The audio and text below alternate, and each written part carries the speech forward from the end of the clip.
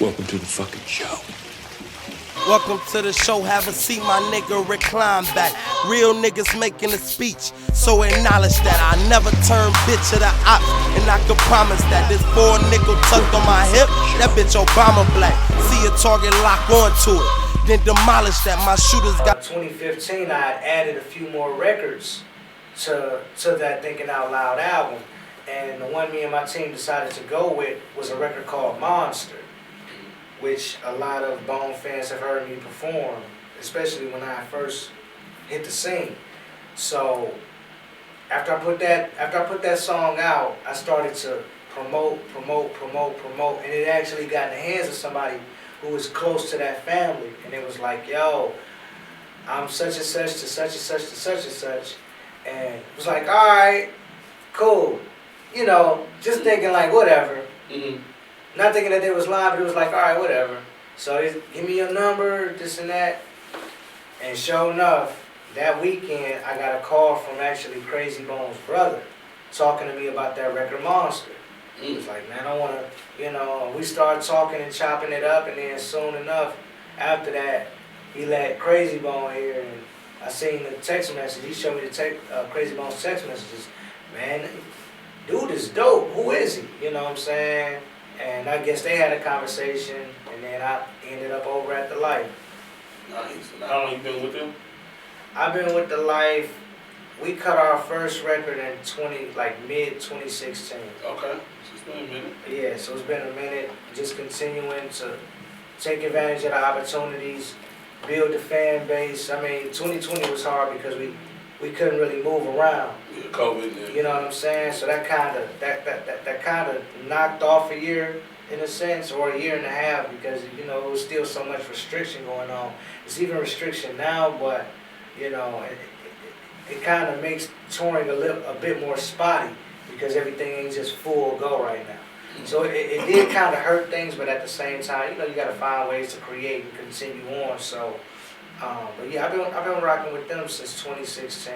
So when you first signed with them, okay, been around. My fault. Go ahead. What kind of pressure did you feel? Like, is it pressure working with somebody, you know, a group that's like so legendary, just being under the umbrella? I mean, it's pressure because, you know, Bone has a different style than me, so a lot of people are used to the fast raps and things like that. You know, it's a cult following.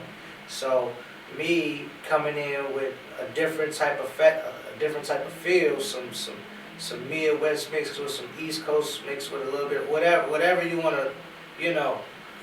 It was different to, you know, a lot of their fan base, but at the same time, they could respect the lyrics that was being put out. And, you know, persistence wears down resistance. So, nice. With that being said, I just continued to pound at the pavement. But even the first record that me and Crazy Bone put together, I was seeing the fan base, you know, quoting some of the lyrics in the comments, leaving fire emojis behind it, and, you know, little stuff like that. So I knew I had something. For me, it never felt like pressure because it's something that I've always done. You know, there's a tad bit of, you can say there's a tad bit of pressure, but I'm so used to what I do, it's like you don't hate it or love it. But I feel that. That's what's up.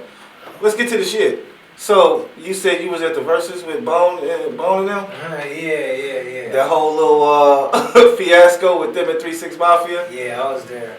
So what was that all about, man? I mean, was you like, because we heard most of their sides, but let's hear your side. You was there. Yeah. What'd you see? Yeah, what really went down? I mean, I was in the pit, you know what I'm saying? Okay. When it happened, see, I'm a person that I have to process to know how to move. Like I'll see. Think before you move, like chess. Exactly.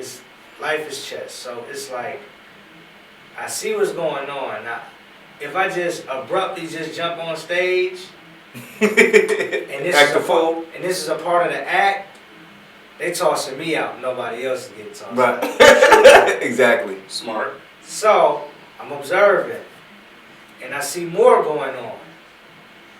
And a little more added, and I'm like, okay, I think this real. Okay, this might be real. You know, so. Not to cut you off. Which part and what was said that made you know it was real? Like, what did you see? Like, oh shit, this real. Well, what part was it? After everybody collided. Oh, okay, you knew, okay. Because again, Is this part of the act? I don't know. Right. I'm not thinking that this is even going to happen on the Versuz because I've never seen it happen on the Versuz. Man, when you put two Cleveland, baby. Cleveland Nah, gonna we show Cleveland no matter where they at. Yeah. Can't put it. You know, so it was just like, okay, well, all right. So I ended up making my way around because I had a security guard literally right in front of me while I was in the pit. So he looking at me, I look at the stage, so I just go around and go through whatever other security. Like I make my way around there, so I end up getting on the stage. So, and I ended up staying there. It was like a little walkway to the stage. I ended up staying there pretty much the rest of the time. Well, of course, when I got on, I walked past that part when everything was going on and they was trying to break everything up. So I'm walking through there and, just like, all right, well, I made my way to the stage, so I'm here now, Right. Stay here. So I'm gonna just stay up here, Just in case. Just if anything happened. You was ready. Yeah, I do my little training, you know what I mean? Okay. So Not your little training. I do my Kickboxing, UFC? What you no, boxing. Okay, so you got them hands. Yeah, but I've always had them. Okay, talk. This nigga said kickboxing. So I don't know kickboxing, UFC shit. I don't know.